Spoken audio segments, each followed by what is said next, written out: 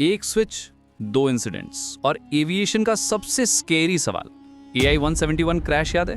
ए flat air India के में भी फ्यूल कट ऑफ स्विच को लेकर रिपोर्ट्स आ रही हैं। AI-171 में क्लेम था गलत मोमेंट पे स्विच मूव हुआ और सेकंड्स में इंजन साइलेंट।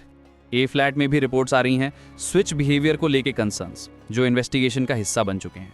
सवाल सिंपल है, ये सिर्फ कोइंसिडेंस है या एक डिजाइन या ह्यूमन फैक्टर प्रॉब्लम जो टाइम पर सीरियसली नहीं ली गई?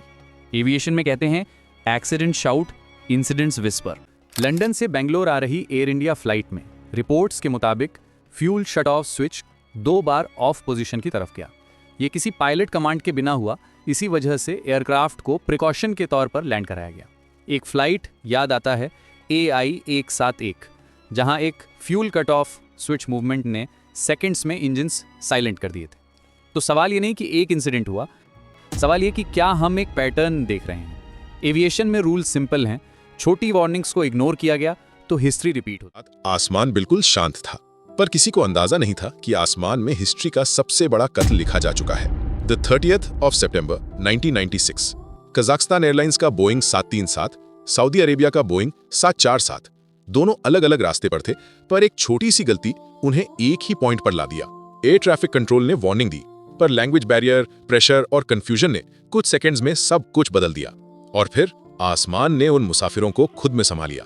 आग, चीखें, प्लेन के टुकड़े सीधे लोगों के घरों पर गिरे। 349 लोग एक पल में खत्म। ये सिर्फ एक्सीडेंट नहीं था, ये सिस्टम की फेलियर की कहानी थी। पर असली सच अभी बाकी है। ATC ने ऐसा क्या कहा जो पायलट समझ ही नहीं पाया? एक आवाज थी रेडियो में, सिर्फ कुछ शब्द, पर वही शब्द 349 लोगों की मौत बन गए। दिल्ली ATC ने कहा डिसेंड टू 15,000 फीट। एक नॉर्मल इंस्ट्रक्शन, पर कॉकपिट में बैठे पायलट के लिए यह नॉर्मल नहीं था। लैंग्वेज बैरियर, स्ट्रेस और limited English.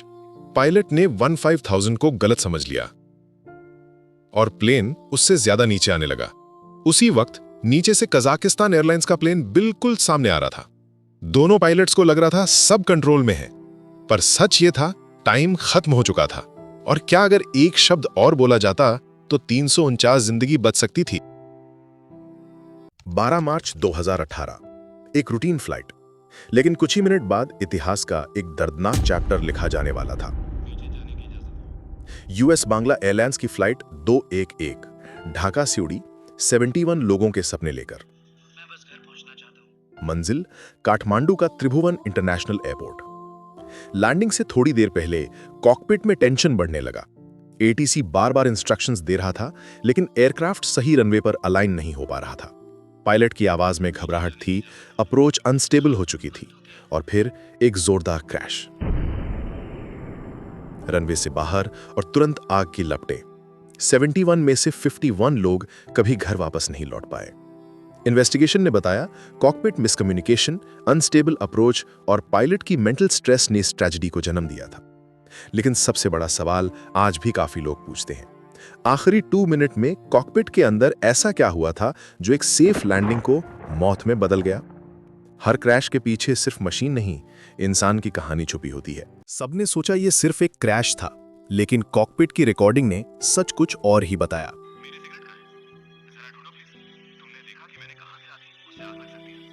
US Bangla airlines flight 211 landing के बिल्कुल करीब थी। ATC क्लियर इंस्ट्रक्शंस दे रहा था, पर एयरक्राफ्ट गलत डायरेक्शन में डिसेंड कर रहा था।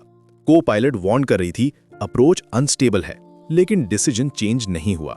रिपोर्ट ने रिवील किया पायलट की मेंटल स्ट्रेस और कॉकपिट मिसकम्युनिकेशन ने 51 लोगों की जान ले ली। बस एक गो अराउंड, एक छोटा सा डिसीजन, और शायद कहानी अलग होती।